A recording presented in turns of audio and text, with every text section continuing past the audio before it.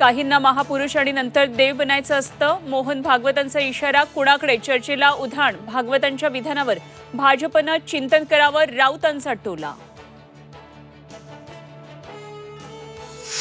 भाजपच्या कोर कमिटीच्या बैठकीमध्ये अजित पवार शिंदे गटाबाबत तक्रारींचा पाढा. लोकसभेला अपेक्षित मदत झाली नसल्याची भाजप नेत्यांची तक्रार. सूत्रांची माहिती. विधानसभा निवडणुकीला महायुती म्हणूनच सामोरे जा. केंद्रीय पक्षश्रेष्ठींचा राज्यातल्या भाजप नेत्यांना निरोप. महायुती म्हणून ताकद दाखवण्याचा आदेश.